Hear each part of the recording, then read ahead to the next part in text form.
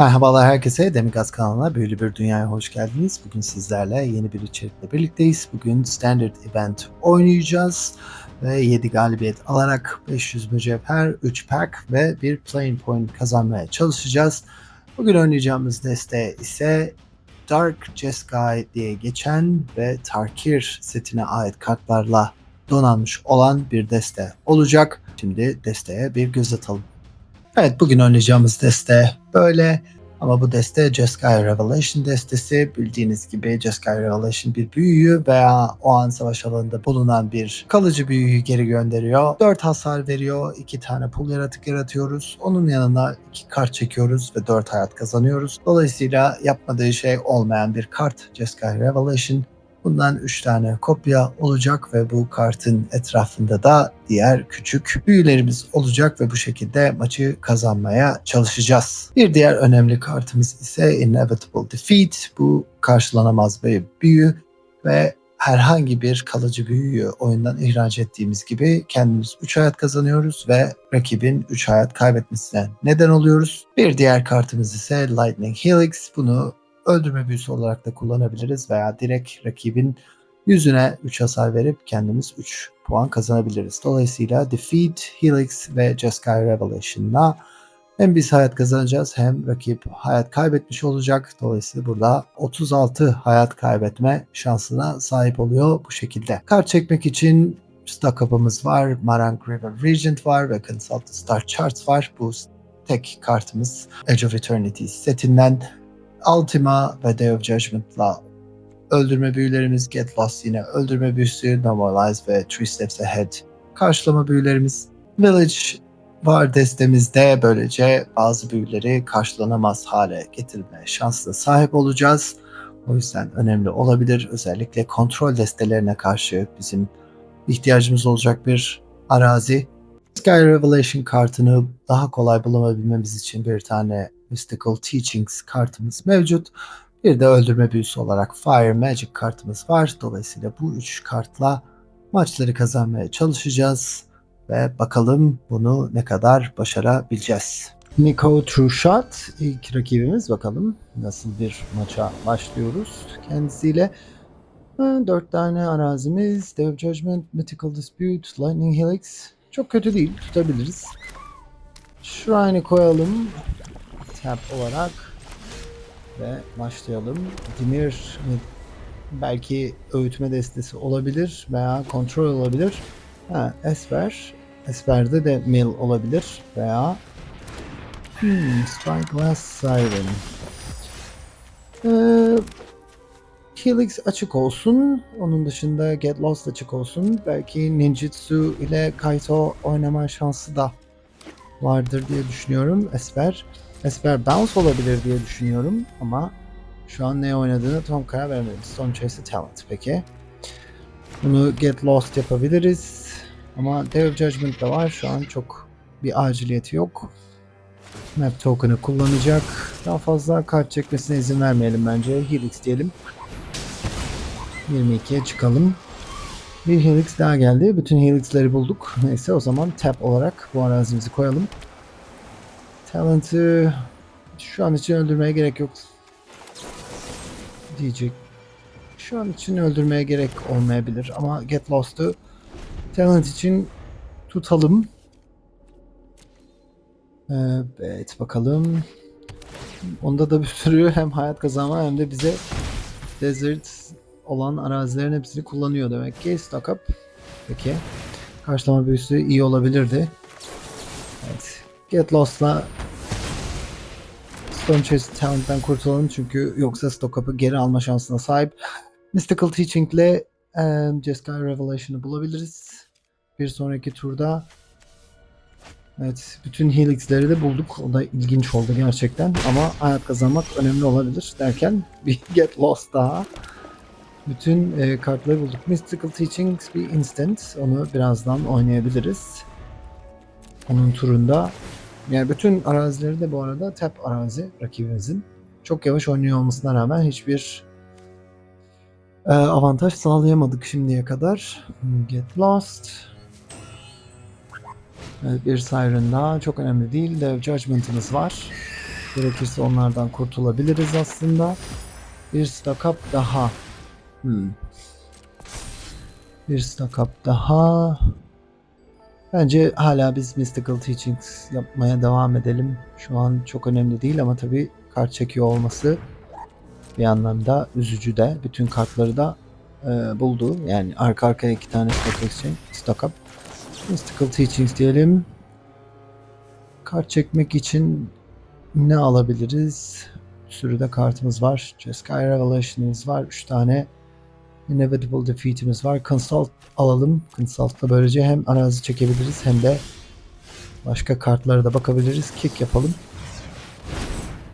Evet, bir Foundry alalım. 2 araziyi alalım. Foundry tap olarak oyuna girsin.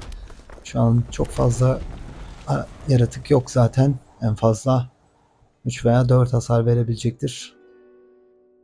Elimizde Helix var. Hayat kazanma konusunda bir sıkıntımız olmayacaktır. Pixie. Peki.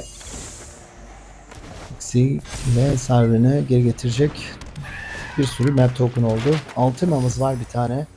Aslında o gelse Dev Judgment'tan daha iyi olabilir tabi ama map token'ı kullanacak. Momentum Breaker. Evet. Hepsini güçlendirdikçe güçlendiriyor. 3 hasar. Evet, bence Ultima. Ultima'yı istedik. O da geldi. Teşrif etti. Sağ olsun. Burada Regent'ı oynayıp geri de gönderebiliriz. Ultima da yapabiliriz. Bence Dev Judgment yapalım. Böylece Helix açık kalmaya devam etsin. Gerekirse Helix sayesinde hayat kazanabiliriz diye düşünüyorum. Momentum Breaker'ı kullanırsa bir tane kartı feda etmemiz gerekiyor. Belki o Helix olabilir. Çünkü biz bu maçı sanmıyorum ki öyle hayat yaşamına bağlı olarak kazanalım veya kaybedelim. Fear of Isolation ilginç. Aslında arazi yerine Momentum Breaker'ı kullanıp ondan sonra bizim 2 tane kart discard etmemizi, elimizden çıkartmamızı sağlayabilirdi. Map token kullanacaksam o zaman bence Helix diyelim. Isolation'dan da kurtulalım. Tabi hala Momentum Breaker kullanabilir. Bu durumda bir kartı elimizden atmamız gerekebilir derken kullanmadı. İlginç. Okay. Kullanmadıysa bu turda Teaching yapabiliriz. Marang River Regent yapabiliriz. O yüzden çok acele etmemize gerek yok diye düşünüyorum. Teachings diyebiliriz. 7 tane manamız var. Artık Jeskai Revelation'ı alabiliriz ama Regent diyelim. Stock up, stock up. Güzel. Get Lost gidebilir. Stock up'la daha fazla opsiyon bulma şansına sahibiz. Her ne kadar Get Lost bizim Stone Chasing Talent'tan kurtulmamızı sağlasa da. Stock up diyelim. Araziyi bulalım. Inevitable Defeat. Normalize. Normalize işimize yarayabilir. Hala 5 manası var. Dolayısıyla bu şekilde diyelim, ilerleyelim. Hala Consult the Start Charts yapabiliriz. 4 manamız var. Evet, Consult the Start Charts yapalım. Kick diyelim. Bir tane kart bulalım bakalım. Evet, sonunda Jeskai Revelation'ımızı bulduk. 2 tane Jeskai Revelation da alabiliriz. Arazi de alabiliriz.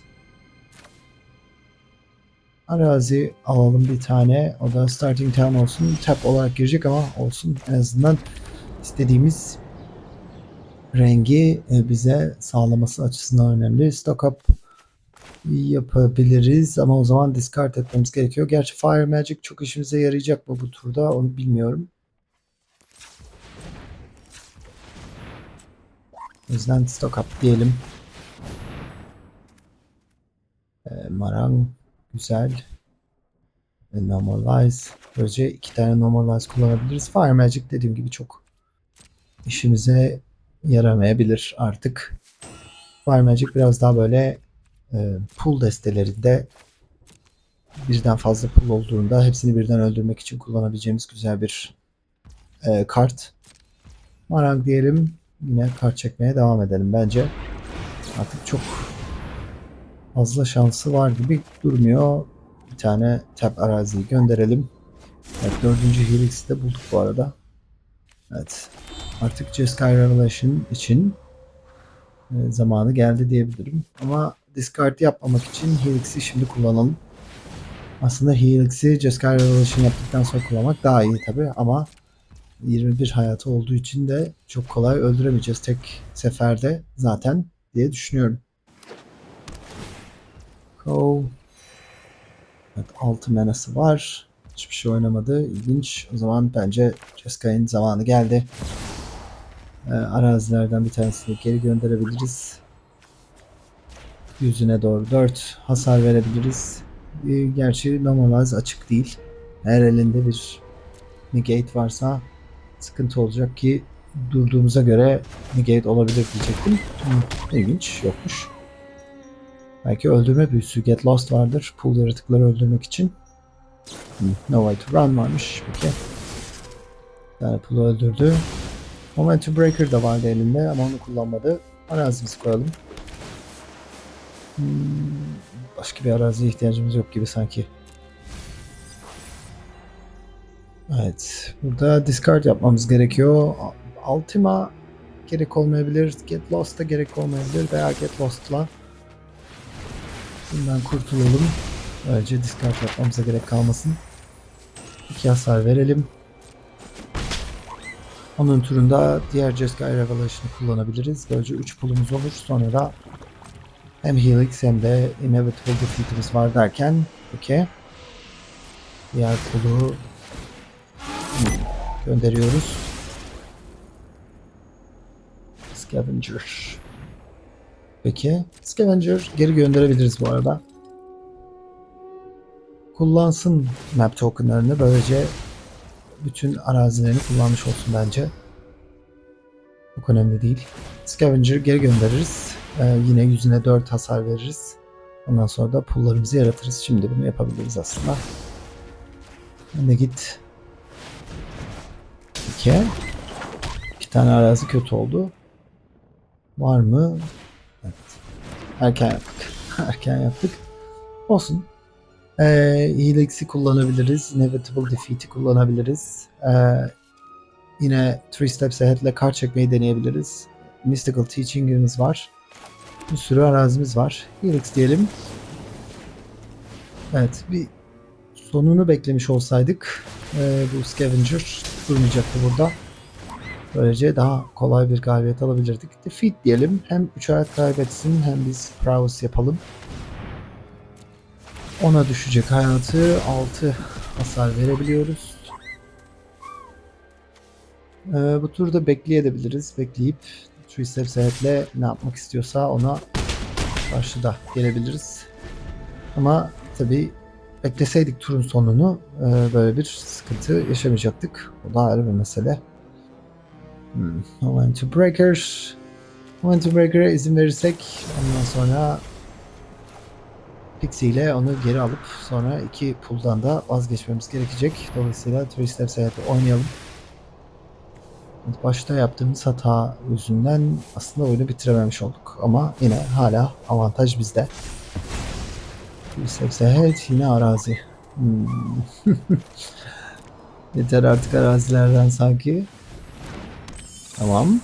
4 menası kaldı. Bizim normal arazi içinde arazimiz yok maalesef. Shoot the Sheriff. Okay. Sheltered by Ghost. Yani Jeskai Revelation bulursak onunla direkt suratına da 4 hasar verebiliriz. Teachings yapabiliriz yani. Teachings'le ondan sonra da Jeskai Revelation yapabiliriz. Veya Consult diyelim. Bakalım Jeskai belki buluruz bu şekilde. Bulamadık. Hangisi daha mantıklı? 2 tane Inevitable Defeat var. Inevitable Defeat ile de onu öldürebiliriz bu arada. Bence 2 tane Inevitable Defeat alalım. Bekleyebiliriz. Çok acelemiz yok. Teachings diyebiliriz. Sheltered by Ghost'u gönderelim. Yeterince banımız var. Bir onu gönderelim. Bir de Pixie'yi gönderelim. Bir maçı bitirelim bence. Bekleyebilirdik ama zaten bir tur geç bile kaldık. O yüzden GG.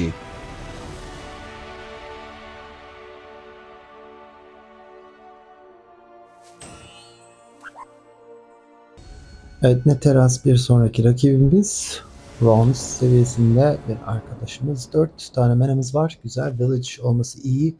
Böylece Jeskai Revolution'ı karşılayamayacaktır. Consult'ımız var. Helix'imiz var. Fena değil. Surveil yapalım. Arazi kalsın. Jeskai için biliyorsunuz 7 menaya ihtiyacımız var.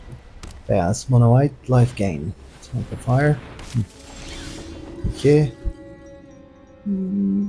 Böyle yapalım. Helix açık olsun. Eğer Ajani gibi bir kart koyarsa belki Sanctifier'dan kurtulmamız gerekebilir. Evet. Mesela. Böylece Ajani'yi büyütemeyecektir. Hiç gerek yok Ajani'nin büyümesine. Inevitable Defeat. Güzel. Starting Town'u koyalım şimdi. Yoksa tap olarak oyuna giriyor. Bildiğiniz gibi. Consult'ı kick olarak kullanmak daha mantıklı olabilir. Ama Sweeper yani Day of Judgment gibi bir karta ihtiyacımız var sanki. Yoksa bu kartlar inanılmaz fazla büyüyecek. Vanguard. Peki. Vanguard 3 taneden fazla yaratık olduğu için artı bir sayı ekletecek ona. Primate büyüyecek ve bu turda sadece 3 hasar alacağız ama gelen turlarda Primate çok daha büyüyecektir. O yüzden Consult yapsak mı acaba? Yapalım bakalım. Belki de Judgment buluruz. Bulamadık. Get Lost'u alabiliriz burada. En azından Friday çok büyürse onu öldürürüz derken merhaba. Çok güzel oldu bu. Bence Dev Judgment diyelim. Zaten biz de seni arıyorduk. Üzerine geldin. Evet. Bayağı bir rakibin yaratıklarından kurtulmuş olduk. Overseer. İlginç. Overseer tabi o da Pride Knight'ı tetiklediği için oynuyorlardır. İkinci Jeskai Revelation çok fazla ihtiyacımız yok. Defeat'imiz açık, Get Lost'umuz açık. Çok önemli değil ama kart çekme büyüsü bulabilirsek iyi olacak bizler için. Yoksa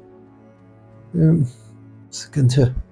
Yani kaybetmeyiz herhalde ama yine de hem 7. menaya gidebilmek için Scout for Survivors. İlginç. Bütün kartları geri getirecek. Hem de artı bir search'la. Hem de Sanctifier geri geldiği için onu da büyütmüş oldu. Tabii 3 menaya kadar olduğu için 3 tane tek menalık yaratıkları geri getirdi. Get Lost'u kullansak mı? Inevitable Defeat. Bilmiyorum. Kullanabiliriz. Gerek de yok. Ama tabii şimdi tekrardan bir Day of Judgment gibi bir karta ihtiyacımız var. Stock up çok güzel geldi. Teşekkür ederim. Helix var, arazi var, consult var. Arazi bir tane arazi mutlaka almak zorundayız. Bence bir de consult'ı alırız. Böylece kart arama şansına sahip oluruz. Consult açık ama onu kick olarak kullanmak, 4 mana olarak kullanmak daha mantıklı. Bizler için bu turda bayağı bir hasar alabiliriz gibi gözüküyor. Neyse bir tane yaratığı öldürürüz muhtemelen. Get Lost kartıyla Ajani de geri geldi. Yani Sanctifier'ı öldürsek bile diğerlerinde yaşam kazanma yetisi olduğu için Primate yine büyümeye devam edecek. Belki hangisini öldürsek 8 hasar almak da sıkıntı. Acaba consult yapıp tekrar bir Day of Judgment gibi bir kart mı bulsak? Tamam. Bence en mantıklısı o olacak gibi. Şu an itibariyle consult diyelim. Teşekkürler Arena. Tekrar consult diyebiliriz. Helix güzel. En güzeli şu an Jeskai Revelation aktive oldu. Yani kartlardan bir tanesini geri göndeririz. 4 hasar veririz bir tane yaratığa. Ve 2 tane de monk yaratıp onlarla savunabiliriz aslında. Sheltered by Ghost. Pridemate'i bence geri gönderelim. Dolayısıyla Sheltered by Ghost boşa düşmüş olsun. Bundan sonra 4 hasar olarak hangisine versek hepsi de işimize yarar ama uçanlardan bir tanesini öldürmek daha mantıklı olacak. Bir tane de kartımız gelmiş oldu. Böylece en azından biraz kendimizi savunabiliriz. Sanctifier'la ama havadan 6 hasar alacağız. O da ayrı bir mesele. Primate geri geldi. Helix'in gelmesi güzel oldu. En azından hayat kazanma şansına sahibiz. Bir tanesini bloklayalım. Devam edelim bakalım. 7'ye düştük. Yine elimizde başka bir Jeskai Revelation da var. Onu da unutmamak gerekiyor. Normalize. Burada tekrar Jeskai Revelation'ı kullanmak daha mantıklı olabilir. Yaptığımızın aynısını yapabiliriz. Bir tanesini geri göndeririz. Bu şekilde yapabiliriz. Zira diğer seçenekler bana çok da mantıklı gelmiyor. Tabi Inevitable Defeat ve Helix de yapabiliriz. Get Lost da yapabiliriz. Aslında opsiyonlarımız da mevcut. Ama hangisi daha mantıklı onu göreceğiz bakalım. Evet, bu Scout for Survivors'ı da çok fazla gördüğüm bir kart değildi. Onu da kullanıyor olması ilginç gerçekten ama yapacak bir şey yok. Evet. Burada Jeskai bize hayatta kazandırıyor olması, hatta 2 tane de kart çekiyor olması çok önemli derken Scout for Survivors daha Normalize bir işe yaramıyor. 3 manayla ödeyebilir. Bu durumda Jeskai'la Scout for Survivors'ı geri gönderebiliriz ama tekrar oynayabilir. O yüzden bence yapsın istediğini. Evet, bizim Ultima gibi veya Day of Judgment gibi bir karta ihtiyacımız var. Evet, Vanguard 1+1+1 daha ekleyecek. Evet, şu an havadan zaten 6 hasar vermesi mümkün. Bence biz yine geçen sefer yaptığımız gibi Jeskai Revelation yapmamız gerekecek. Gitsin bakalım atağa. Evet. Bloklayalım. Bu sefer Helix diyelim. Seni öldürelim bir.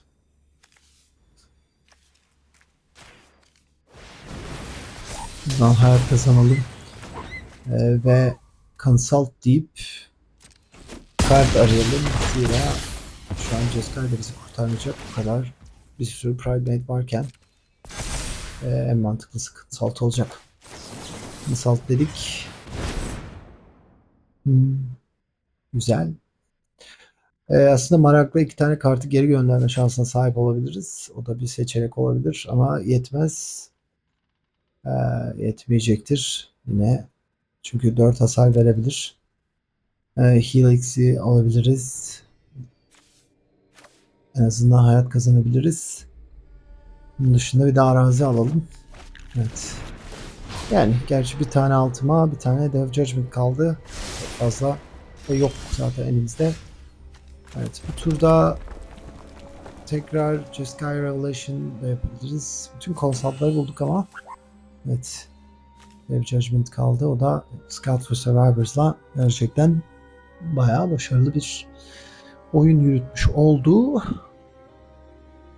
Lands, am I right? Sanki sus ya. 3, 5, 8 tane menamız var. 6. Sanıyorum yine mantıklısı Jeskai Revelation'la bir tanesini geri gönderip ondan sonra havadan birine 4 hasar verip sonra da 2 tane monk yaratmak olacak. Arazi geldi. Güzel. O zaman 8 mana.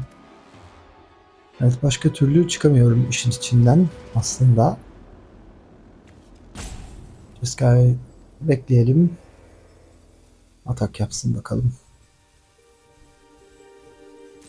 Evet, Vanguard. Brightmade'lerin bir tanesini geri göndermek gerekiyor diye düşünüyorum. Ondan sonra havadan olan yaratıkların bir tanesini öldürmek gerekiyor. Diğer ikisini de bloklayacağız. Evet, sen Primate geri git. Evet. 4 hasar verelim. Hayat toplamamız 8'e çıksın. Ondan sonra evet, bu iki yaratığı bloklayabiliriz. Fire Magic güzel oldu aslında. Burada birçoğunu öldürebilir Fire Magic. Ondan sonra Pride Mate'i de Inevitable Defeat'le veya Get Lost'la ortadan kaldırabiliriz aslında. Çok mantıksız değil. Get Lost, Normalize. Bütün Normalize'ları da bulmuş olduk bu arada. İşimize yaramayan bütün kartlar ortada. 2 hasar verirsek 3 mana karşılığında hepsi neredeyse ölüyor. Bir tek Pride Mate kalıyor. 8'e 8'lik. Ama onu da öldürebilecek hem Get Lost'ımız var hem Inevitable Defeat'imiz var. Hatta Inevitable Defeat'le puan da kazanabiliriz. Hayat puanı. Dolayısıyla bence şu an bir anda öne geçmiş olduk. Oyunda Fire Magic gerçekten yapması gerekeni yapmış oldu. Evet, bekleyelim bakalım başka ne varmış. Pride Mate çok önemli değil. Inevitable Defeat diyelim. Sonra bir kurtulalım. Hayat toplamımızı 7'ye çıkaralım. Pride Mate girsin oyuna. Bunu Get Lost diyelim. Artık rakibe hiçbir şekilde ihtimal vermeyelim, kazanma ihtimal derken evet, aradığımız kartta gelmiş oldu. Biz hepsini yok ettikten sonra arazimizi koyalım. Devam edelim. Artık Jeskai Revelation'ı bulmamız gerekiyor. Birçok yaratıktan kurtulduk. Tabi Scout for Survivors'dı galiba kartın adı. Üçüncüyü de bulabilir derken Normalize. Artık 7 menesi var. Çok fazla Normalize bizim işimize yaramayacaktır ama bunları da görüyoruz. Jeskai Revelation'da bir tane kaldı aslında elimizde. Dolayısıyla bakalım galip gelebilmek için ne lazım? Tabi Marang var elimizde. O da tekrar kullanabileceğimiz kartlardan bir tanesi. Map Token'la başka yaratık arayacaktır. Helix de diyebiliriz. Veya bırakabiliriz. Bat. Yani Dev Judgment da elimizde tekrar geldiği için aslında çok da endişelenmiyorum. Eğer bulabilirse derken onu istemedi. Yine elinde Scout for Survivors mu var acaba? Geri getirebilirim diye mi düşünüyor? Sheltered by Ghost mu var? Acaba nedir? Peki. Şey yapmadı. İlginç. Son kartı merak ettim açıkçası. Helix deyip Sanctifier'ı gönderelim. Şans vermeyelim kendisine. Biz de ona çıkalım. Get Lost. Judgment. Peki şu an bir şey yapamıyoruz. Bekleyeceğiz. Artık ne oynuyorsa ona göre Bat. Demek ki elindeki Bat'miş. O yüzden diğerini almamış mı? Acaba? Bilemiyorum artık. Ama göreceğiz. Ne olduğunu gözlemleyeceğiz. Bakıyorum. 2 tane daha consult'ımız var herhalde. Yok, bir tane daha consult'ımız var. Bir tane daha stock up'ımız var. Bir tane daha Jeskai Revelation'ımız var. Inevitable Defeat. Yani bizim maçı kazanacak kartlarımız var mı? 8 tane menesi var. Sen Normalize'ın artık hiçbir kullanım alanı yok. Bir hasar alabiliriz veya bunu da Get Lost deriz. Tüm rakibin umutlarını öldürme büyüleriyle yok edebiliriz. Get Lost başka bir işe yaramayacak çünkü arazi 2. Kart çekme büyüsüne ihtiyacımız var. Sanki Vanguard 2. Yani bir zaman sıkılacaktır diye düşünüyorum ama 35 kartı var. Bizim de 29 kartımız kaldı. Başta kullandıkları Jeskai Revelation'ı, o da başta buldu Scout for Survivors'ı. Evet, arazi bulabildi. Artık onda da bu sırada bizim tabi Normalize'lar boşa çıkmış oluyor. Hiçbir anlamı yok Normalize'ın artık. Bu kadar fazla menası varken rakibin. Evet, bilemiyorum. Yine bir map token'ı kullanıyor. Yine arazi. Evet. Normalize. Yani bekleyeceğiz. Bekleyip öldürmeye çalışacağız. İhtiyacımız olan kartları yani öldürsek diyorum ama öldürmenin de pek bir anlamı yok açıkçası. Get Lost. Yani bütün Get Lost'ları da bulduk yani. Bütün Get Lost, bütün Normalize'ları bulduk. Consult the Start Charts veya Stock Up'a ihtiyacımız varken. Normalize'da tabii birkaç kere normalize diyebileceğimiz kart olursa o zaman mümkündür. Gene get lost diyelim. Rakibi artık sinir etme moduna girdik şu an itibariyle. Yoksa biz kazanacak kartlarımızı bulamıyoruz. En azından onun umutlarını yok edip onun oyununu terk etmesine neden olmaya çalışıyorum. Bakalım. Teachings. Finally. Sonunda işimize yarayan bir kart geldi. Mystical Teachings diyelim. Alalım Jeskai Revelation'ımızı. Evet, şimdi Jeskai Revelation'la Mystical Teachings'le yine tekrar Helix gibi bir kart bulabiliriz. Consult the Star Charts'tan bir tane kaldı. Onu bulabiliriz. Böylece küçük pool yaratıklarınızı da büyütmek için ihtiyacımız olan kartları buluruz diye düşünüyorum. O yüzden hiçbir şey yapmayacaksa Mystical Teachings diyelim. Burada Consult bence en mantıklısı gibi. Gerçi Turistler Seyahat'le de bir arazi daha. Peki. Evet, bekleyeceğiz.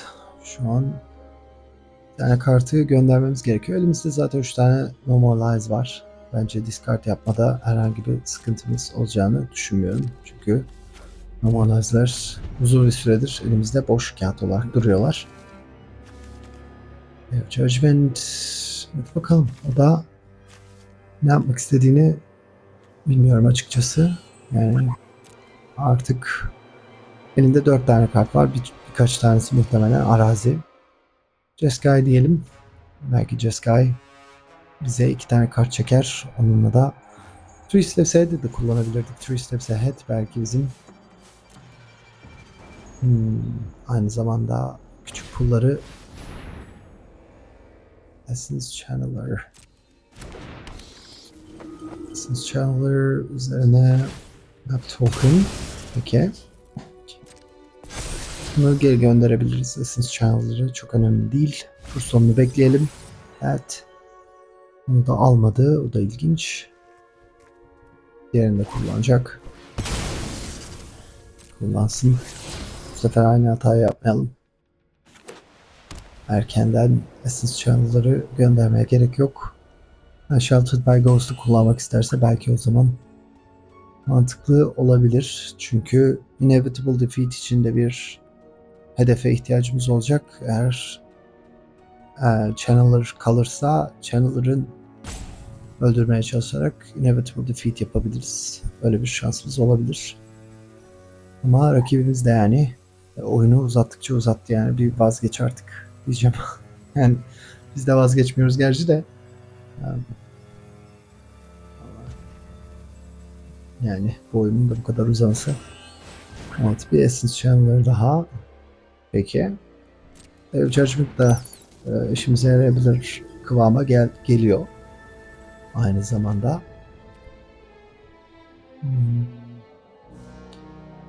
Jeskai Revelation. Bence Jeskai Revelation diyelim. Tersini geri gönderelim. 4 tane hasar verelim kendisine. Ve okay, stock up güzel oldu. Böylece 4 tane kullanabileceğimiz artık büyümüz var demektir. Gerçi öldürmeye yeter mi? Hayır, bir arazi daha yeter bence. Stock up diyelim. Büyütelim monklarımızı. Inevitable Defeat, Helix. Helix güzel, Inevitable Defeat güzel. Evet, bunlar aynı zamanda onun hayat puanı kaybetmesine neden olacak. Inevitable Defeat diyelim. 30'a düşecek hayatı. 30'a düşmek. 3-3-6 Helix'i kullanabiliriz. Yüze ateş edelim. 27'ye düşürelim. 4-4-8 tane daha var.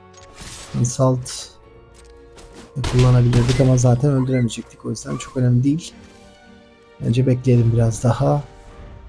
Kart koydukça Inevitable Defeat'i oynayabiliriz. Get Lost diyebiliriz. Essence Channeler. Peki. Bir tane daha targetimiz olursa aslında fena olmayacak. Sheltered by Ghost. Ne var elinde bu kadar ya tuttuğum? Yani heh, en nihayetinde yani. Evet. Maalesef izin veremeyiz. Bu da kötü oldu tabii bizim yani büyüleri onun zamanında kullanmamız bizim pul yaratıkları büyütmemize neden olacaktı. Altıma işimize yaramayan başka bir kart daha. Inevitable Defeat için bir şeyimiz var artık. Hedefimiz var. Önce Consult diyelim. Bakalım neler bulabiliriz. Three Steps Ahead bizim işimize yarar bu arada. Three Steps Ahead'le pool yaratıklardan bir tane yaratabiliriz. Hem de karşılama büyüsü olarak da kullanabiliriz. Marang da işimize yarayacaktır. Marang da yani önce kart çekelim Marang'la. Bir Inevitable Defeat daha. Kaç tanemiz kaldı? Bir tanesini kullanabiliriz herhalde. Ekleyeceğim. 5 tane menamız var. Arazilerin bir tanesi gidebilir. Normalize gidebilir. Normalize gönderelim. Evet, bu oyun bitmiyor galiba. Bitmeyen oyun yapmışlar. Evet 13 oldu. O zaman Three Steps Ahead'le bir tane daha pool mu yaratsak? Bir arazi daha. Tamam. Bir tane pool yaratalım, bir de kart çekelim. 13'e kadar düşürdük bu arada. Dolayısıyla 2 tane de Inevitable Defeat'imiz var. Bu da şu demek oluyor. Altıma gidebilir. Altıma işimize yaramayacak. Öldürmeye çalışmıyoruz. 2-4 4 hasar. Inevitable Defeat yaparsak bunlardan bir tanesini ona düşürürüz hayat puanını. 6 hasar. Bir tane daha yaparız. 7'ye düşürürüz. Ondan sonra da 8 hasar ve bu bitmeyen oyuna artık bir son veririz. GG my friend. Evet, Tagopi bir sonraki rakibimiz. Elimizde 3 arazi var. Ultima, Defeat, Consult, Helix. Fena bir başlangıç eli değil gibi. Tutalım bakalım. Burayı bir koyalım. Yes, okay. Helix gitti galiba. Veya Unavoidable Defeat gitti. Consult'ı gitmesi bizim için daha kötü olur. Aslında Consult bizim için daha önemli bir karttı. Consult'ı almayarak bize biraz yardımcı olmuş oldu. Evet. Okay. O zaman Consult'ı şimdi alacaktır. İlginç seçimler arka arkaya. Starting Town yani eninde sonunda bir tanesi tap olarak oyuna girecek. Dolayısıyla yapacak bir şey yok. Bu şekilde devam edelim. Elimizi biliyor rakibimiz her kartını. Aslında onun için bile kanalı koymamak gerekirdi. Bir tane daha bet. Evet şimdi artık Consult gidecek herhalde. Yapacak bir şey yok. Evet, Duress 2 bet. Çok güzel bir başlangıç rakip adına bence. Evet, Consult gitti. Vantage koyabiliriz. Starting Town koyabiliriz. Starting Town koyalım. Çok da bir şey fark etmeyecek açıkçası. Ultima'yı koyabilmek için bir sonraki tur Vantage koymamız gerekiyor derken Heist. Okay. Inevitable Defeat de gitti. 2 manası var ama. Arazi bulmakta biraz güçlük çekiyor. Purge koyarız. Belki Defeat'i kullanmamız gerekebilir. Eğer bir tane daha elinde discard olayı varsa derken tabii neden olmasın. Şimdi bunu kullanacağız. O da Consult'ı gönderecek herhalde. Ultima'yı seçti. Tamam. O zaman bizim için iyi bir haber. 3. araziyi buldu bu arada. Consult'la 2 tane kart çekebiliriz. Muhtemelen talent kartı da vardır elinde. Böylece bir kartı daha elimizden atmamızı isteyebilir. Acolyte. Acolyte. Çok sevdiğim bir kart. Gerçekten muhteşem bir kart. Acolyte.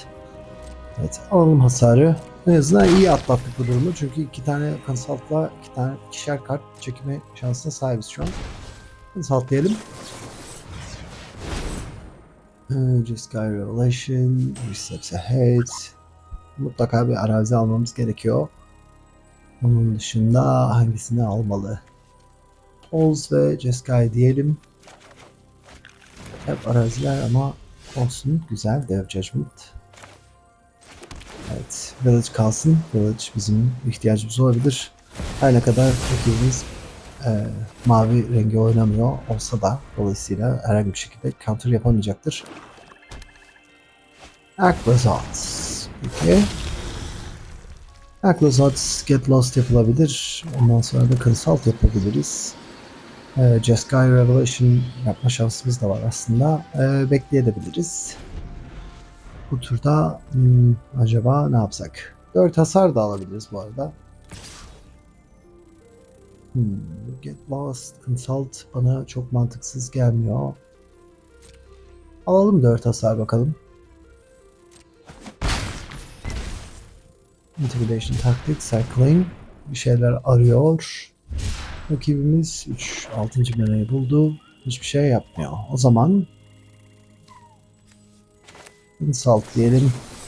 Çünkü tek seferde oyunu bitirebilecek gibi gözükmüyoruz. Dolayısıyla burada stock up var. Diğer consult var.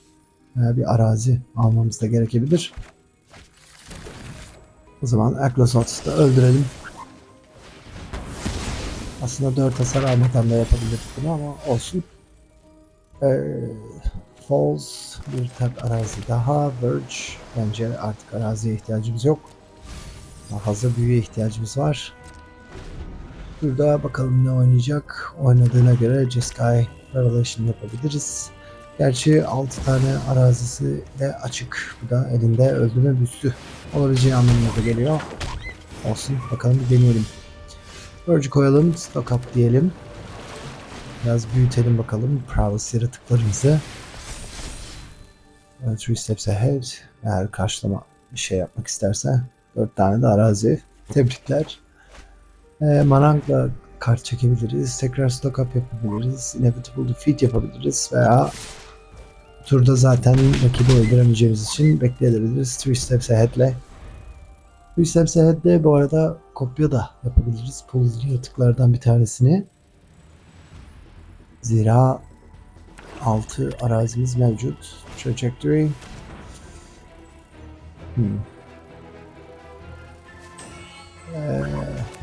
Peki. Yani ben de emin olamamıştım. Acaba 3 steps ahead yapsak mı diye gerek kalmadı. Sevindim. Teşekkürler. Peki meeting seviyede bir rakiple oynuyoruz. 4 tane arazimiz. Defeat, Jeskai Revelation, Fire Magic. Hiç kart çekme büyüsü olmadığı için aslında korkunç bir el. Aynı zamanda biraz korkutucu. Ve mitik biriyle oynadığımız için bilmiyorum. Aslında Mulligan yapılabilecek bir başlangıç eli. Evet, Mulligan'ın da pek bir işe yaradı mı bilmiyorum ama Normalize fena değil. Bence Jeskai Revelation gidebilir. Şu an ne oynadığını da bilmiyoruz gerçi rakibin ama evet, Rakdos Reanimation olabilir. Muhtemelen öyledir. Verge koyarız. En azından Normalize'ımız açık kalmış olur. Evet, Fear of Missing Out. Fear of Missing Out. Ardını gördük. Evet. Biz tahmin ettiğimiz gibi bir Reanimation destesi. Yani mezarlıktan bir şeyleri geri getirmeye çalışacak. Overlord Normalize yapabiliriz aslında Overlord'u. Ya bırakalım gitsin. Böylece Normalize kartlarını şey için saklayalım diyeceğim ama Bhagavat Faithful. Bhagavat Faithful benim hoşlandığım bir kart değil. Zira 5 mana karşılığında geri getirebilecek o da. Normalize'ı Zombify için bekletiyorum ama peki Zombify gelebilir bu turda veya Faithful gelebilir. Zombify. Evet. Sonuçta yanlış yapmamışız. Normalize'ı Overlord için kullanmayarak. İki bir arazi daha seni kullanalım. Consult açık olsun. Eğer 5. araziyi bulursa Vagabond Faithful'la da şeyler yapabilir. Eğer Arden gelirse onu öldürebiliriz. Ama siyah menamız yok galiba Verge yüzünden. Okey, tamam, Blue kar çekmeye devam etmek istiyor. O zaman biz de consult yapabiliriz bu turda ama 4 hasar alacağız. Fear of Missing Out 2 tane. 2 kere atak yapacak olsun. 12'ye düşeceğiz. Consult yapıp çözüm arayalım. Overlord. Siyah menemiz yok. Dolayısıyla Inevitable Defeat şu an için. Starting Town'la belki siyah mene bulabiliriz. Demolition Field'la başkasını öldürmemiz gerekebilir. Helix diyebiliriz. Hayat kazanmak için. Ve sanki Starting Town en mantıklısı olacak gibi. Çünkü siyah başka türlü yok gibi. Evet, burada Helix ile Faithful'u da gönderebiliriz. Böylece onun elinden 4 mana karşılığında başka bir şey geri getirmesini engelleyebiliriz. Eğer bir Zombify daha varsa onu da normalize yapabiliriz. Arden'i geri getirip onunla da Bahamut yapmak isteyecek rakibimiz anladığımız kadarıyla.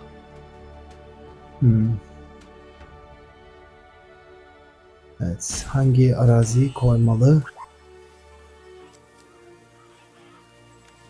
Evet, ikinci bir Faithful'dan kurtulalım bence. 2 mana olduğu için Starting Town diyelim. Bir sonraki turda o bize siyah manayı sağlasın. Normalize'da yine eğer Zombify varsa buna cevabımız var. Yoksa sıkıntı. Evet, 5. manayı da buldu. Faithful'u kullanabilirdi. Fear of Missing Out. Normalize yapamıyoruz zaten. 3 manadan daha fazla var çünkü elinde. Abrade. O da boşa düştü. Collector's Vault. Elindeki kartları sürekli değiştirmesine izin verelim mi, vermeyelim mi? Bence vermeyelim. Arden'i geri getirirse veya Bahamut'u geri getirirse yine elimizde Inevitable Defeat var ve Ward olmasına da izin vermiyor. Dolayısıyla bunu da düşünmek gerekiyor. Ve başka bir arazi. Stock up desek veya Inevitable Defeat'i açık mı bıraksak? Evet. İkiniz kalsın, stock up diyelim. Ultima var. Ultima bizim işimize yarayabilir. Siyah arazi bulmakta güçlük çektiydik. Aslında ama korumak için Inevitable Defeat mi alsak? Siyah mana diyelim. Evet, bu turda bekleyeceğiz ama tabii Fear of Missing Out'tan da bayağı bir hasar alacağız çünkü onların ikisinin de 2 kere gidecekler. Dolayısıyla 6 hasar mı alacağız? 2, 4, 8. Evet. 3'e kadar düştük. Bu arada bu turda anladığım kadarıyla altıma diyeceğiz. Başka bir şansımız yok gibi. Altıma diyelim. Hepsinden bir kurtulalım. Bunu da tamamlayalım. Zombify ile Arden'i geri getirirse o zaman pek bir şansımız yok. Kaç tane Fear of Missing Out var acaba ya elinde? Yani 2. Get Lost güzel. Inevitable Defeat güzel. Maran güzel. Tamam. Defeat diyelim. Senden bir kurtulalım. Biraz yaşam puanımızı yükseltelim. Eğer Zombify ile bir kart geri getirse onu da direkt gelir gelmez Get Lost deriz. Gelir gelmez Get Lost dersek onun tetiklenmesini kullanamayacaktır. Evet, o da Zombify arıyor bence. Yapacak bir şey yok. Arden tabii çok güçlü bir kart. Bizim de sevdiğimiz bir kart. Ama ona karşı oynarken değil. Peki Overlord. Peki. Overlord neyi geri getirecek? Faithful'u geri getirecek. Böylece hızlısından bir tane daha Arden, bir tane daha Carnosaur. Evet. Güzel. Faithful geri geldi. Kart çekelim.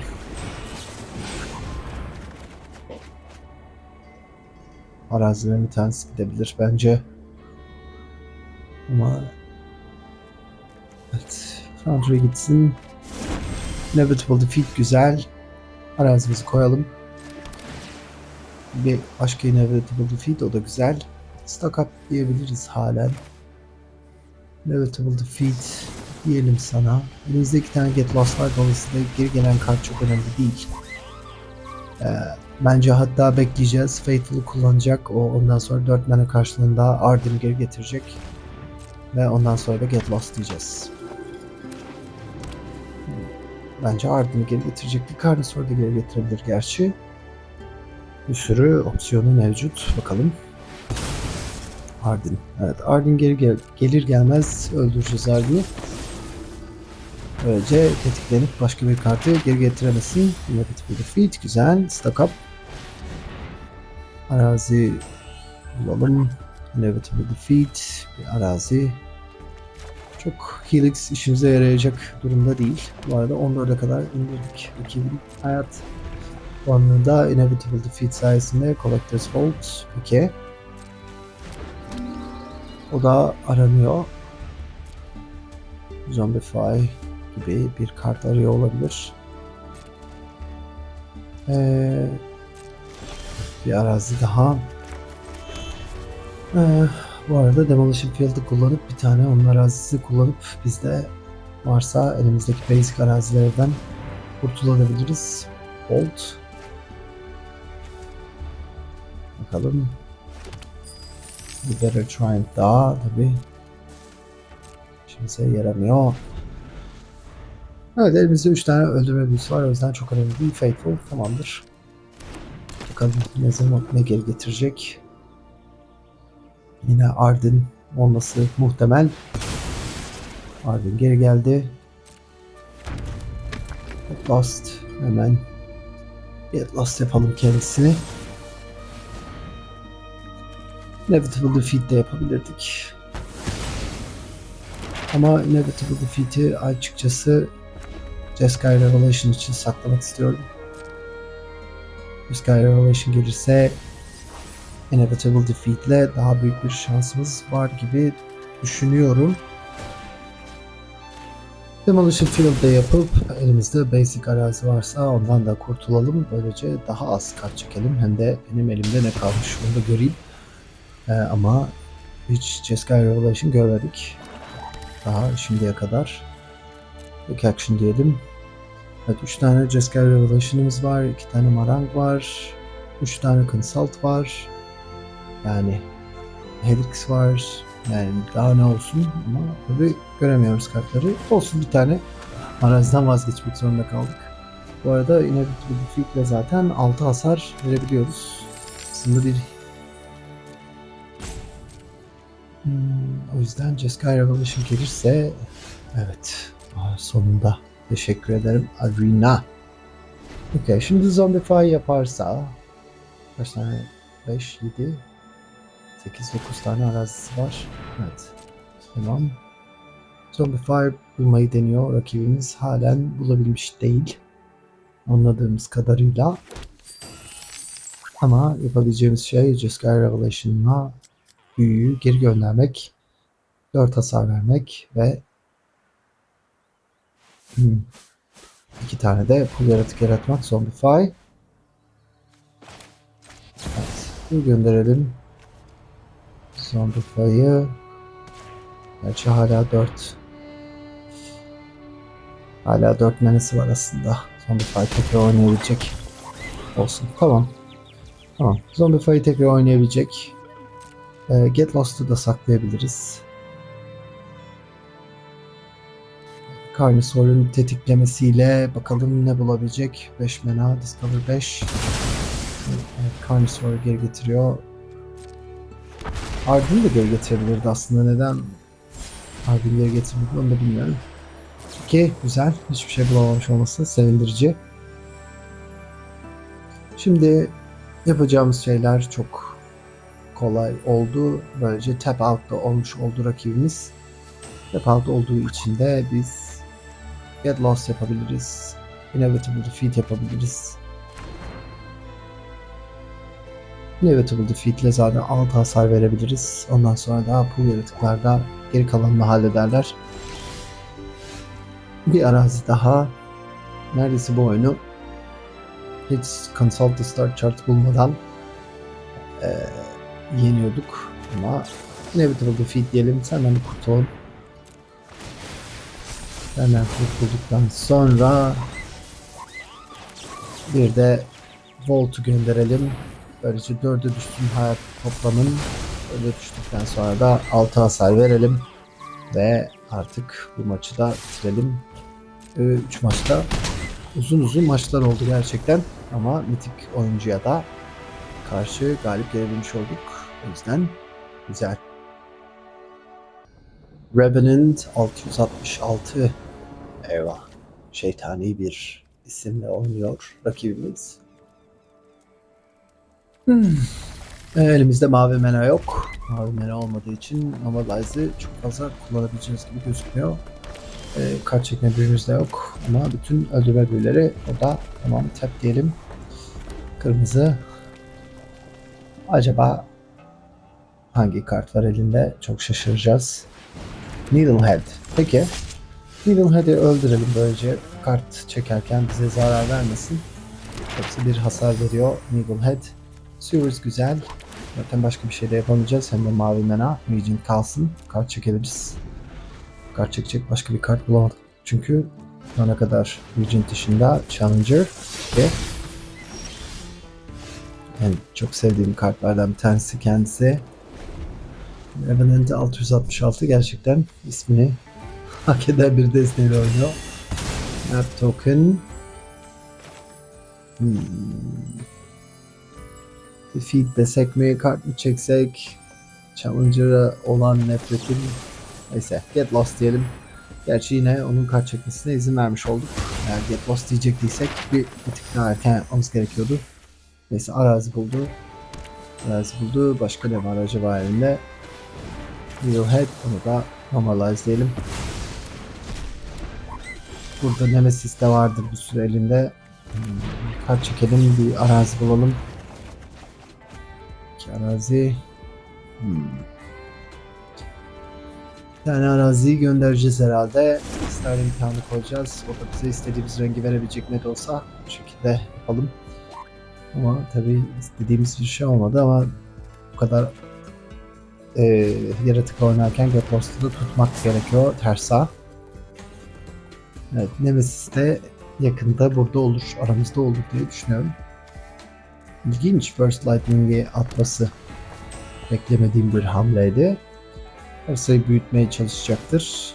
Mesela 4'e 4 olabilir. Olmadı. Biraz da şanssız yanımızda Grave, güzel. 6. mana olabilir. Bekleyebiliriz. Hala elimizde Defeat veya Get Lost açık. 4 mana var. Bakalım. Village'la Village'ı kullandı. Challenger. Hoş geldin. Bu turda hasar alıp Day of Judgment de yapabiliriz. Day of Judgment yaptıktan sonra Get Lost hala açık kalacaktır. Onu düşünmek lazım. High Claw. Bence öyle yapalım. Şok. Bu turda 6 hasar almamız anlamına geliyor. Şu an itibariyle 9'a düşeriz ama Inevitable Defeat'imiz var. 3 hayat kazanacağız orada. Dolayısıyla önemli olmayabilir. Yani ne kadar kırmızı desteğe karşı yaşam puanınızı ne kadar yüksek tutmanız gerekse de tamam, High Claw dedik.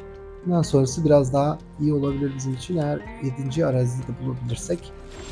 Şu an DM'nin keyfimize Inevitable Defeat bulamadık. Olsun. Fair Judgment diyelim. Hala Get Lost deme şansına sahibiz.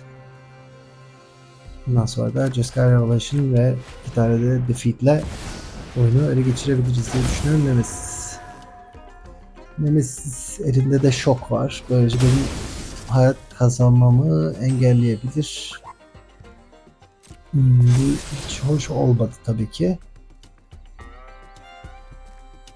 Evet. Sanıyorum Get Lost diyeceğiz. Lost dedikten sonra o da şoku Nemesis üzerine kullanacak. Ve bizim bundan sonra hayat kazanmamızı engelleyecek. Çünkü Nemesis'in ups aman yani sanki çok önemli bir şey yapıyormuş gibi bir de konuşuyorsun ya. Yani sanki dünyayı keşfettin de saçma sapan bir kartın var onunla da oynuyorsun. Neyse bu Nemesis'in zaten bu kadar güçlü olmasına yani tahammül bile edemiyorum ama yapacak bir şey yok. Blizzard bu kötü bizim için. Her instantimizde bizi öldürecek aynı zamanda. Blizzard'a bir de haste verecektir. O zaman Inevitable Defeat diyelim. Bir hasar alalım. 3 yaşam puanı kazanalım. Gerçi elinde bir de şok var. Dolayısıyla kazandığımızı tamamen nötralize etmiş olacak. Ama 7 olarak kalacağız. En azından hayat toplamı olarak. İlginç. Çok. Evet, hayat kazanamıyoruz. Doğru unuttum. Nemesis. Okey. 7. arazimizi aldık. Bu güzel bir şey bizim için. Bakalım ne oynayacak rakibimiz. Fire Magic de işimize yarayabilecek bir kart bu arada. Tersa. Bakalım başka yaratık bulacak mı? Onları kullanacak mı? Fire Magic de 3 hasar verebilir 6 mana karşılığında. Evet bekliyoruz. Harika. O zaman şöyle yapalım. Sky Revelation diyelim. Neden Tersa'ya geri gönderilmediğini anlayamadım. O zaman Tersa'yı öldürelim. 4 hasar verelim kendisine.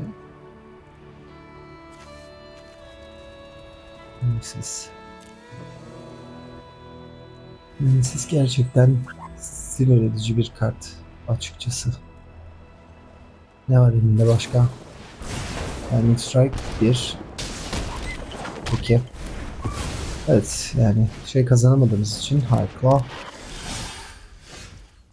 Harika.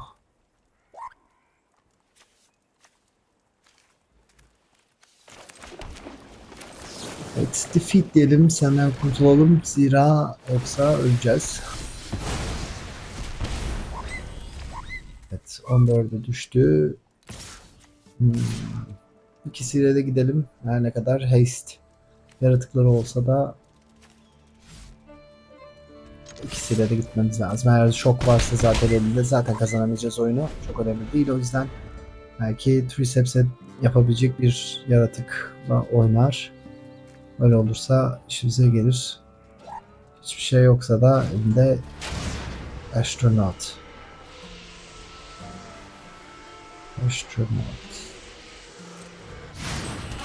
Oynasın bakalım. Needlehead hayır. Needlehead direkt biz kart çektiğimizde ölmemize neden olacak. O yüzden onu maalesef kullanamayacağız demektir. Ama bu da tabii kendi turumuzda kullanamıyoruz anlamına geliyor. Astronaut da bu arada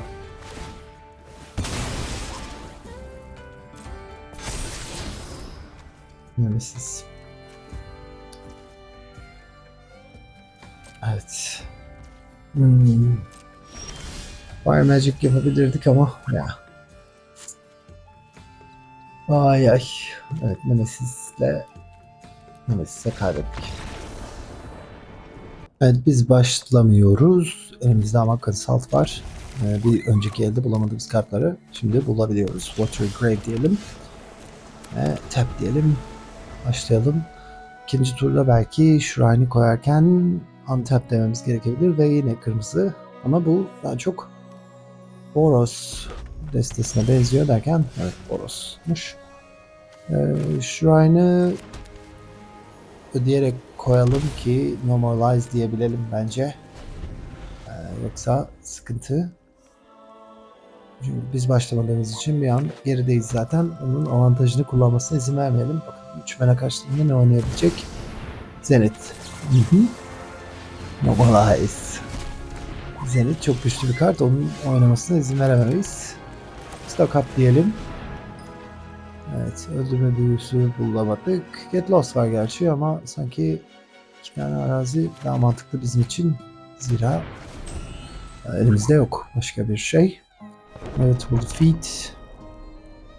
Evet, dördüncü arazide buldu Demolition Field. Pack Beast. Peki, Pack Beast çok önemli değil. Bir sonraki turda dördüncü arazi koyup Three Steps'e de açık bırakabiliriz. Evet, bir başka bir arazi daha. Aslında çok istediğimiz bir şey değil ama ne yapabiliriz? Bu arada Demolition Field da var elinde. Onu da düşünmek lazım. Falls diyelim. Bence yine Three Steps Ahead'i açık bırakalım. Surveil yapalım. Jeskai Revelation. O kalıyor tabii ki. Evet. Three Steps Ahead açık kaldı. Bakalım ne oynuyor? Böyle pool'larla oynuyor. Caretaker's Talent olabilir. Yine Zenith olabilir elinde. Evet.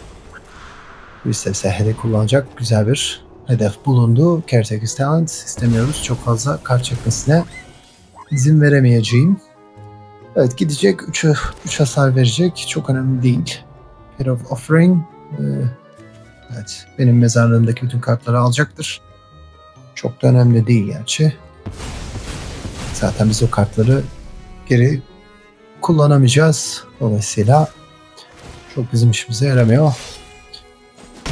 Black Beast gidiyor atağa. 3 hasar veriyor.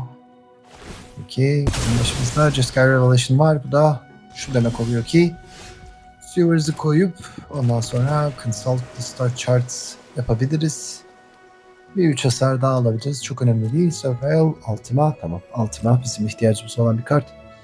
Daha bekletebiliriz. Gerçi Consult dedikten sonra diğer kartları da göreceğiz ama Ultima işimize yarayacaktır. Bakalım rakibimiz. Demolition Field da var bu arada. Demolition Field yaparsa o zaman Ultima tekrardan shuffle olacak. Sunborn. Evet, böylece 6 tane yaratmak istiyor pool yaratık. O zaman çok ona izin vermek mantıklı gelmedi. Inevitable Defeat diyelim. Sunborn'u koysun. Yine Ultima'mız var. Ultima'yı tek kart için kullanmak mantıklı mı? Yoksa beklemek mi gerekir? Bekleyip consult yapabiliriz. Helix yapabilecek bir hedefimiz yok şu an için. O da Caretaker's Talent dışında başka bir şey oynamadı. Bence consult diyelim. Bakalım. Peki. Stock up diyelim. Bir de arazi alalım. Ve devam edelim. Ben belki Get Lost buluruz diye düşünmüştüm. Böylece Sunborn'dan kurtuluruz diye düşünmüştüm. Ama olsun. Elimizde hiçbir şey yok. Mesajını rakibe vermek güzel olabilir. Böylece elindeki diğer kartları da oynamak için teşvik etmiş olabiliriz. İyi yönünden bakmayı deneyelim bakalım. Bakalım başka ne oynayacak? Dawn'un. Evet. Bekliyoruz. Season of the Barrow. Peki. Pool yaratık yaratacak. Bu sefer 4 tane pool yaratık yaratmış oluyor. Bir de Caretaker's Talent var tabii ki. Ama aynı anda olduğu için kart çekemeyecek. Ama güzel oldu. Ultimate kullanmak için bize güzel bir Consult yapsak mı?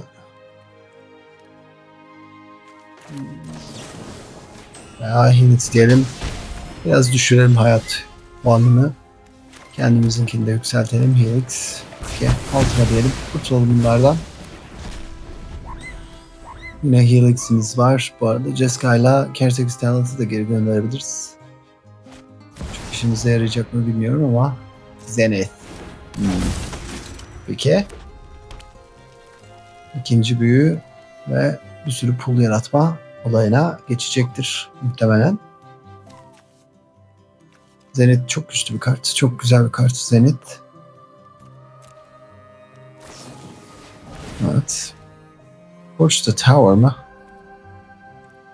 Sen onu Torch yaparsan o zaman ben de Helix yaparım. Böylece Cosmograph Zenith'ten kurtuluruz. Her ne kadar sen onunla kart çekebilecek olsan da böylece exile yapmış oluruz. Bize Helix için bir hedef vermiş oldun aslında. Caretaker Talent. Ama Zenith'ten kurtulmak daha mantıklı bence. Zira bir sonraki turda büyütme şansına da sahip. Zenith diyelim, o gitsin. Evet, pool yaratıklarla kalalım biz. 3 tane pool yaratığı var. Olsun, çok önemli değil. Bu arada hayat toplamımız 20. Jessica'mız var. Consult yapabiliriz. Stock up yapabiliriz. Stock up ve Consult'ı aynı turda yapabiliriz aslında. Dolayısıyla şu an için fena bir elimiz yok. Inevitable Defeat de yapabiliriz. Eğer farklı bir şey yapıyorsa Stock up diyelim. Stock up'la bir bakalım ne bulabileceğiz. Day of Judgment var. Day of Judgment işimize yarayacaktır. Starting Town. Evet. Sanki en mantıklısı burada bir arazi, bir de Day of Judgment almak. Her ne kadar mavi kullanmıyor olsa da rakibimiz, kullanalım. Seni de gönderelim. Böylece Caretaker Talent'la artı 2 artı 2 ekleyip bize 9 hasar vermesi olmasını da engelleyelim. Evet, elindeki birçok şeyi aldık elinden, her ne kadar Caretaker Talent ona kart çekmesine yardımcı olsa da. Evet, Yiğit Köroğlu'nun yaptığı kartı görüyorsunuz. Enduring Curiosity. Yok, Courage pardon.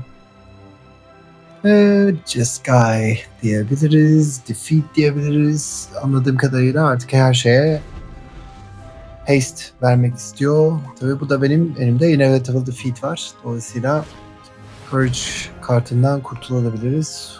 War Leader's Call. Peki. Evet, pool yaratacak, onlara haste verecek, War Leader Call'la bize hasar verecek. Çok mantıklı bir şey ama nerede pool yaratıcı için şey nerede derken Voice geldi. Peki Voice'u oynadıktan sonra biz hiçbir şey yapamayacağımız için bence oynayacaksak Jessica'yı şimdi oynamamız gerekiyor. Sen geri git. Sen 4 hasar ye. Evet, 2 tane de pool yaratığımız olsun. Regent da güzel. Bununla da kart çekebiliriz. Voice'u ortadan kaldırdıktan sonra 14 şu an. 14 yaşam toplamı 4, 7, 8, 9. Okay. Şu an için yeterli bir şeyim yok ama bir Inevitable Defeat veya Helix olursa, belki 2 Helix'i zaten kullandık. Torch. Çok çok. Belki bir Jessica'ya daha ihtiyacımız vardır. Helix. Ama şu an için öldürebilecek bir potansiyelimiz yok maalesef. Belki Regent olarak koyabiliriz. Consult diyelim. Önce bir bakalım ne var elimizde. Evet, bir Jeskai Revelation daha var. Bir Inevitable Defeat daha var. Arazi de koymadık aslında bu turda. 5 tane arazimiz var. 5 tane arazimiz var. Demolition Field. Bir tane de arazi Arazi koymuşuz bu arada ya. Peki Inevitable Defeat diyelim, voice gönderelim. Zira hem kart çekmesini sağlayacak hem de bir sürü War Leader Call'la bize hasar verecek. Gidelim bir 3 hasar daha verelim. 8'e indirelim kendisini. Sonraki turda Jeskai Revelation yapacağız. Onunla zaten 4 hasar vereceğiz kendisine. Bir de pullarımız da olacak. Onlar da büyüyecek. Purge. Var mı elinde haste verebileceğim bir yaratık? Bakalım. Rush. Peki. Peki. 4-8 hasar. Fena değil. Bu tur için. Ama şu an oyun bitti diye düşünüyorum. Jeska'yla Courage'ı geri gönderip yüzüne 4 hasar vereceğiz. Bu yaratığımız 2 güce çıkmış olacak. Helix var elimizde. Helix'le de yüzüne doğru şöyle bir 3 hasar daha veririz. Bir kaldı ve maç bitti. Pekidir. Evet. Ünlü futbolcu Schweinsteiger'le oynuyoruz. 2 tane arazimiz var. Get Lost, Have Judgment, Defeat, Consult. Yani çok iyi bir el olduğunu söyleyemeyeceğim. Tutalım Consult'la 3. şeyi bulalım diyeceğim. Belki yani Falls bana Surveil'dan bir arazi daha garantileyebilir diye umuyorum. Evet, Mono White, Life Gain destesi. Surveil, evet başka bir arazi kalsın. Dev Judgment'a kadar 3. arazi, 4. arazide bulduktan sonra belki bir şansımız vardır. Essence Stronger peki. Evet, 4. araziye kadar biraz tekme yiyeceğiz gibi gözüküyor. Foundry 2 hayat verelim. En azından Get Lost'umuz açık olsun. Aynı zamanda Normalize'ımız da açık olacak. Belki 3 manaya iyi bir yaratık oynayabilir. Alya. Alya ile kart çekecek. Alya oyuna girerse Simplifier'ı da tetikleyecek. Dolayısıyla Alya'yı istemeyelim bakalım. Evet, fena bir fikir değil ama Pridemate peki. Evet. Chandler 4 oldu. 5 hasar. 12'ye kadar düştük. Insult. Evet. Tap koyalım ama işte 4. araziyi bulmak zorundayız. 4. araziyi bulmak için Consult oynayabiliriz. 3-8 Alya. 9-10-11. Evet, tetiklesin bakalım. Tetik. Evet, Consult'ı oynayamayacağız anladığım kadarıyla. Zira 12 hayatımız var. 6 11 12 şu an verebileceği hasar. Dolayısıyla Consult'ı oynayamayacağız. Onun yerine Get Lost'la bir tanesini öldürmemiz gerekiyor. Pridemate'i öldürelim yoksa diğeri zaten bütün counter'ları onun üzerine koyacak. Tamam.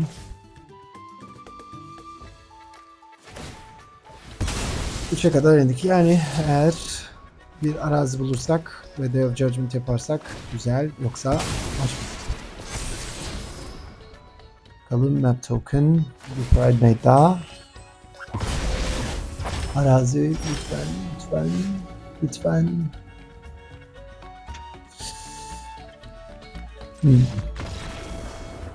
Geçmiş olsun.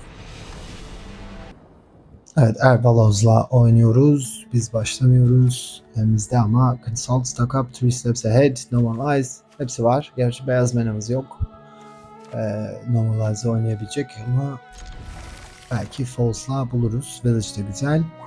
Village de bu arada tap olarak girmeyecek oyuna. False koyduktan sonra çünkü Mountain olmuş olacak. Starting Town da güzel oldu. Starting Town bize beyaz verebilir. Helix. Ne oynadığını bilmiyoruz rakibin. Azorius Mill de olabilir. Azorius Artifact de olabilir. Görmek gerekiyor. Evet ama hiçbir şey oynamadığına göre Starting Town diyelim. Böylece Normalize'ımız açık olsun. Bakalım oynayacağına şeye göre biz de aksiyon alırız. 3 mana var. Yine bir şey oynamadı. 2'dir. Yine normalize. Village diyelim. Devam edelim. Şimdi 3 steps ahead de açık.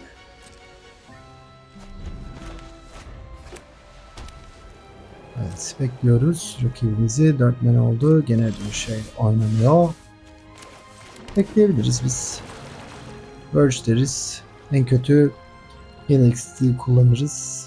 Kafasına böylece hem hayat kazanırız hem onun hayatını alırız. Consult. İstiyor muyuz? Kart çekmesini. İkinci normalize'ı kullanamayacağız bunu kullandıktan sonra. Çünkü beyaz mana'yı sadece starting town'dan alabiliyoruz ama onun da kart çekmesi istemiyorum. Biraz alalım sinerjisini elinden. Stack up. 2. Burada problem bizim elimizde yeterince beyaz mana'nın olmaması. Consult deyip beyaz mana'yı arayabiliriz. Belki elinde eğer negate falan gibi bir şey varsa onu da elinden alabiliriz. Zira 2 tane consult var elimizde. Güzel. Teşekkürler Arena. Okey. 5. araziyi bulmuş olduk. Tap olsa da ki o da kalsın. Evet, bekleyeceğiz. Şimdi Consult'ı kickleyebilirim. Önce 2 kart çekebiliriz. Elimizde 3 steps var. Normal eyes var. Bakalım ne oynadığını daha anlayamadık rakibimizin. Consult diyelim. Yani arazinin geleceğini biliyoruz aslında. Bir sonraki turda da bekleyebiliriz. Foundry diyelim. Tap diyelim. Bekleyelim. Bence. Madem rakibimiz bir şey yapmıyor. Şimdi hem 3 steps ahead hem de normalize açık. Diyecektim.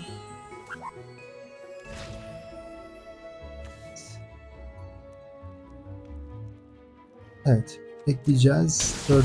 menayı geldikten sonra Demolition Field'la kickleyebiliriz. Evet, alalım. 4 manamız var. Consult'ı artık şimdi kullanacağız. Ve karşılanamaz oldu. Village sayesinde. Burada Mystical Teachings var. Regent güzel. Başka bir arazi güzel. Arazimiz yok. Tap olanı alalım. Yani 2 steps ahead güzel. Falls diyelim. Falls'ların hepsini de bulduk bu arada. Yani Verge kalsın. Araziye ihtiyacımız var. Zaten biz 7 mana olmadan Jeskai Revelation'ı da oynayamıyoruz. O yüzden ihtiyacımız sürüyor. Bounty Port.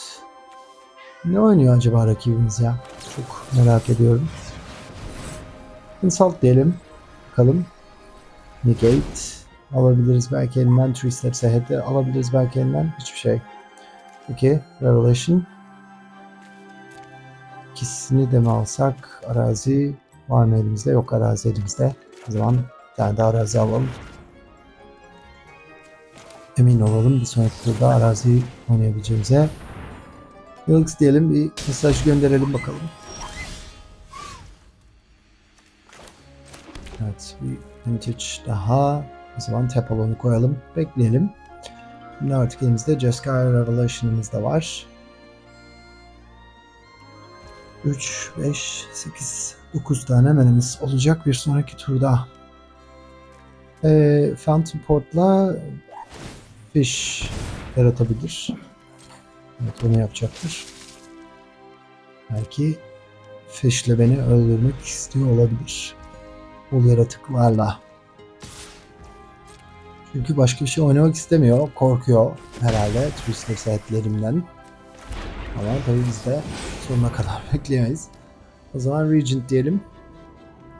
Bununla kart çekelim. Bakalım bir tepki gelecek mi karşı taraftan?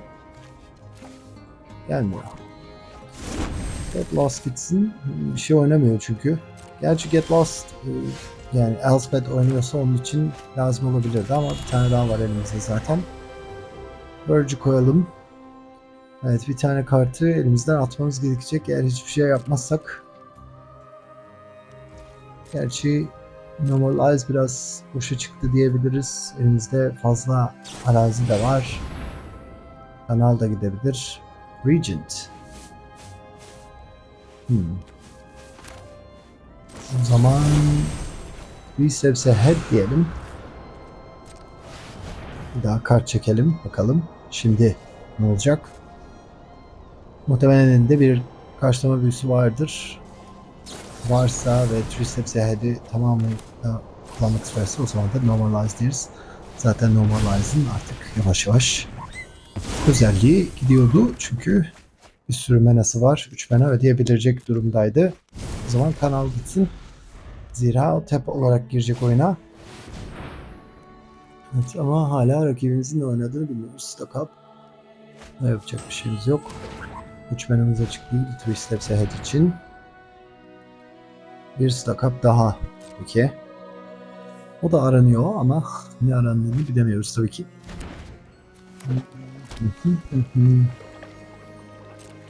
Bakalım. Get lost. Önemli değil. Bir hasar alabiliriz. Halen hayat toplamımız 20 civarında. Bir inevitable defeat daha. Verge koyalım. Stock up diyelim. 10 tane arazimiz var bu arada. Jeskai, Regent. İkisi de güzel. Kendisinden kurtulmamız gerekecek. Get Lost'tan kurtulabiliriz. Araziyi gönderebiliriz veya Get Lost'la öldürürüz. Phantom Port kapalı olduğu için kart da çekemeyecektir.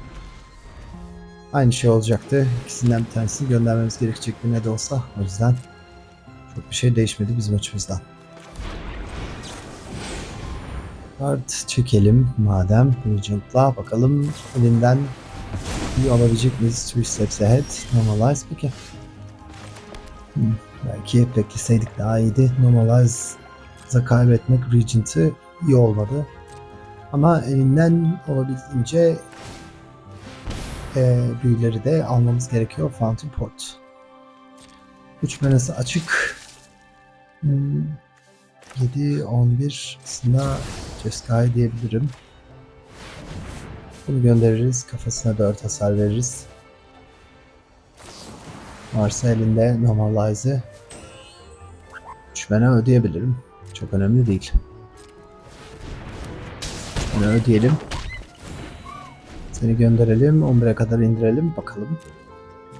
Biraz elinden bazı şeyleri almamız gerekiyor. Bir Jeskai'miz daha var sonuçta.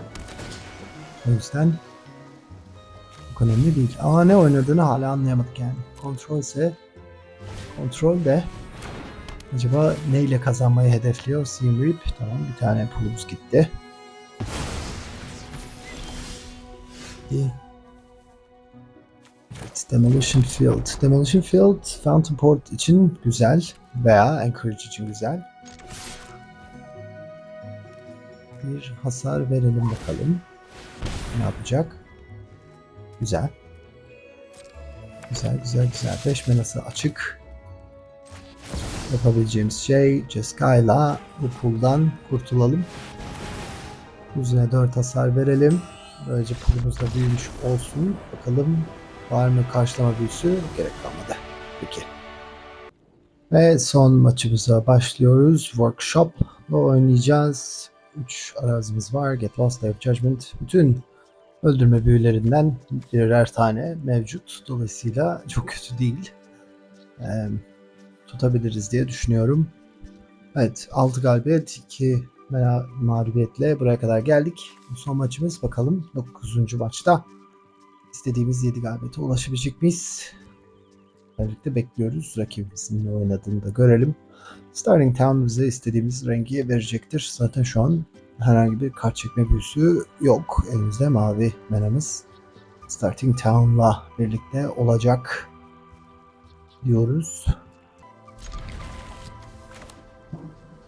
Evet, rakip en sonunda geldi. Bir mulligan yaptı. Peki. Bakalım ne oynuyor rakibimiz, onu da görelim. Başlayacak. Evet. Simic. İlginç. Dördüncü benamızı da aldık. Güzel oldu. Timur.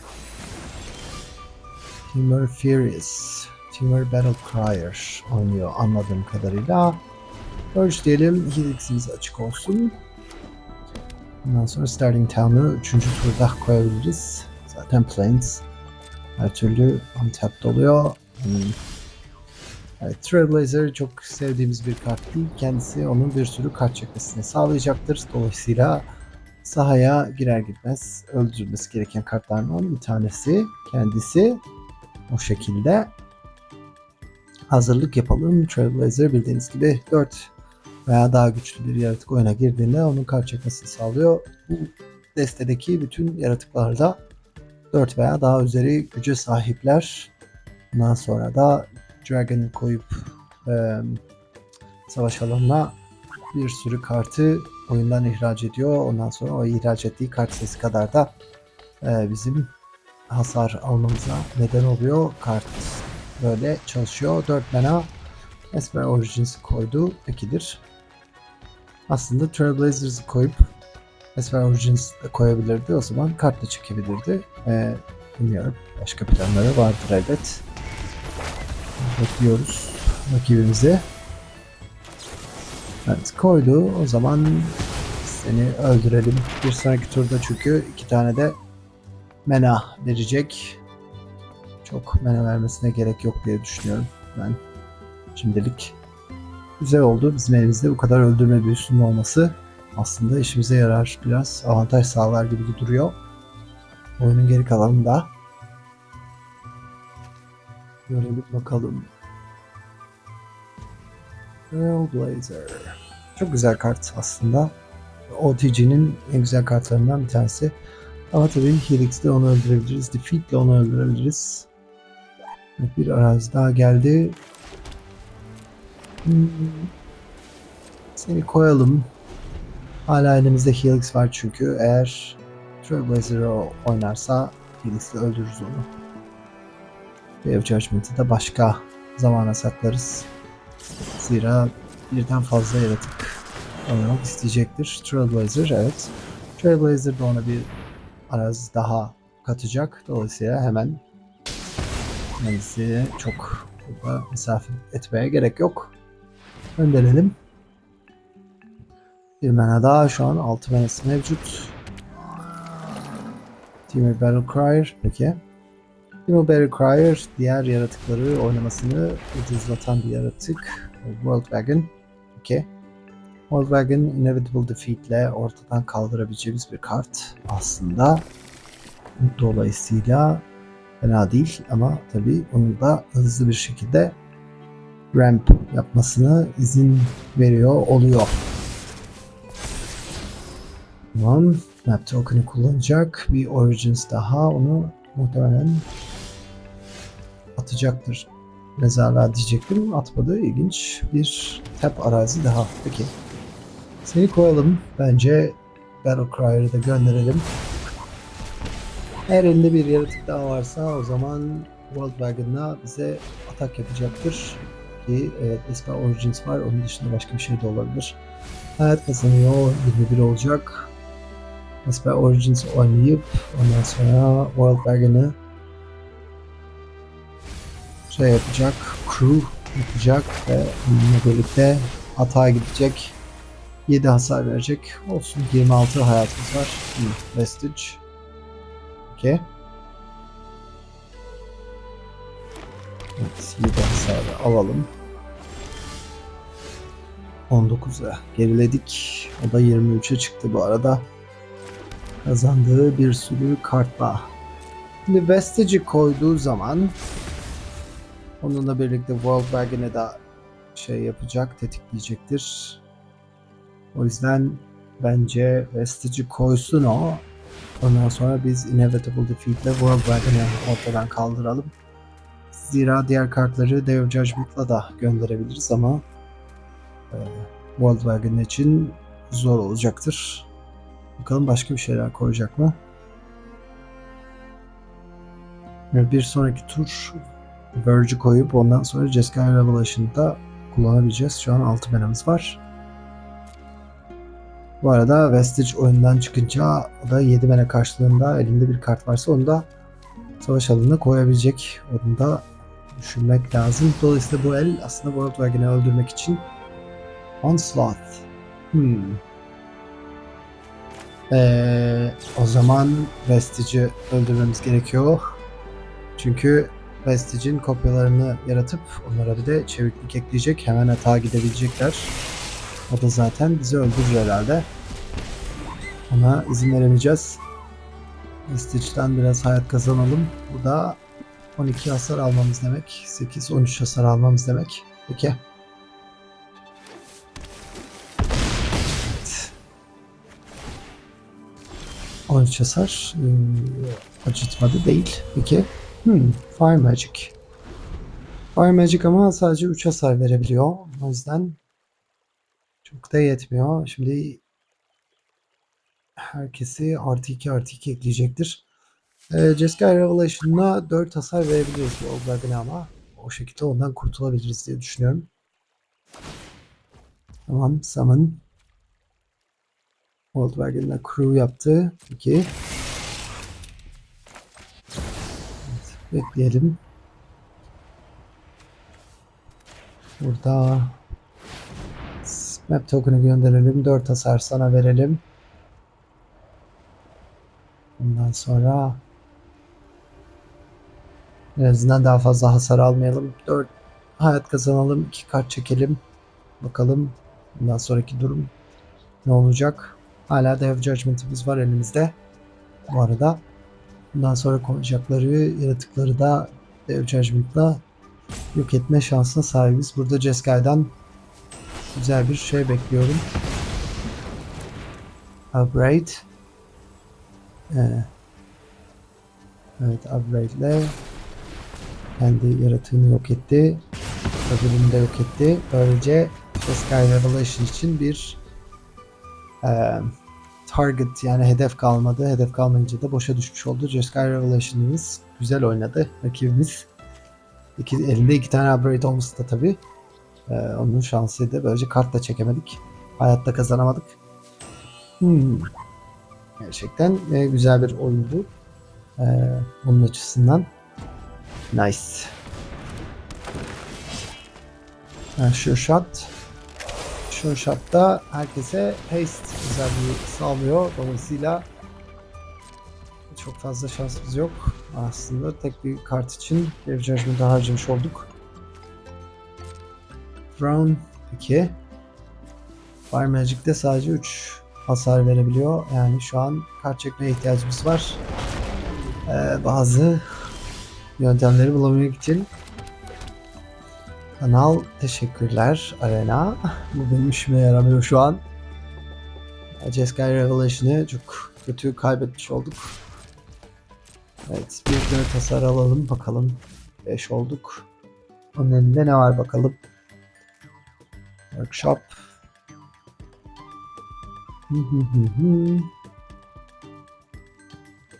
Yani küçük yaratıkları yine de Fire Magic'te gönderebiliriz ama dediğim gibi çoğunlukla bütün yaratıklar 4 güce sahipler. Belki bir Jeskai Revelation'a daha ihtiyacımız var ki hem kart çekebilelim.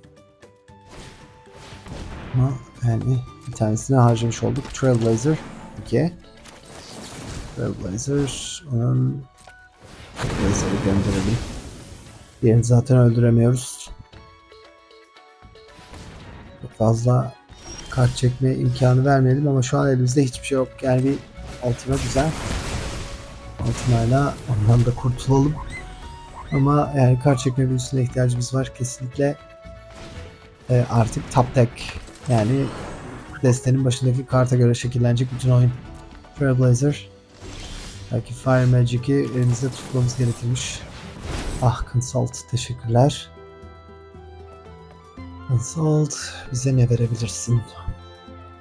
Geri Jeskai Revelation'ı alalım.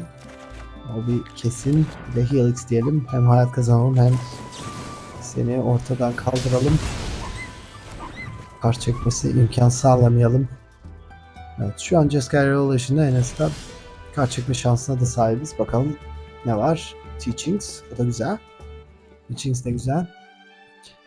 3, 6, 9 menamız var. Silah menamız da var ama Teachings'i 2 kere kullanamayacağız. Bir kere kullanalım. 9 menamız kullanabiliriz. Consult diyelim. Ekleyelim. Biz arazi koyduk mu ya? Tamam, stock up var. Güzel. Bir de arazi alalım. Araziyi de koyalım. Tamam. Şimdi daha iyi durumda olan biziz. Yani Consult'ı çekmemiş olsaydık bu duruma gelemeyecektik. Şimdi bundan sonra Jeskai Revelation yapabiliriz. Duruma göre onun ne oynayacağını görelim. Tamam, Jeskai diyelim. Bir tane arazisini geri gönderebiliriz. %4 hasar verelim. 4 can kazanalım. 2 tane. Okey. Yani gerçekten şansımız yaver gitti. Yoksa çok bir şansımız yoktu. Ve bu maçla birlikte 7 galibiyete ulaşmış olduk. 7 galibiyet, 2 yenilgi. Dolayısıyla başarılı bir performans diyebiliriz. Böylece 7. playing point'imi de kazanmış oldum. Tabii 13 tane daha ihtiyacımız var. Dolayısıyla Standard Event'ten devam etmemiz gerekecek. Ama deste çok güçlü olduğunu söyleyebiliriz. Desteye de böyle önce ödüllerimizi alalım. Desteğe de bakmak gerekirse bildiğiniz gibi Jeskai Revelation etrafında toparlanıyordu ve Inevitable Defeat'le yani Tarkir setinin güçlü kartlarını oynayarak kazanmış olduk. Jeskai Revelation tabii hem hayat kazanmamızı sağlıyor, hem kart çekmemizi sağlıyor, hem 4 hasar vermemizi sağlıyor. Yani yok diyebiliriz. Consult, Stock Up ve Consult Star Charts'la da ve Teachings'te de kart çekebildik. 11 tane kart çekme kartımız vardı. Bazılarını görmedik ama. Hatta 3 Steps Ahead'le de kart çekebilirsiniz. Onu düşününce 13 kart var. Bunları bulduğunuz sürece şansınız var. Yoksa bazen sıkıntılı oluyor ama Jeskai Revelation MVP olarak bize 7 maçı kazandırmış oldu. Bence mutlaka sizlerin de denemesi gereken bir deste elinizde eğer 4 tane Jeskai'niz varsa veya 3 tane de yeterli olacaktır. Umarım videoyu beğenmişsinizdir. Beğendiyseniz beğeni butonuna basmayı, arkadaşlarınızla paylaşmayı ve kanala abone olmayı unutmayın.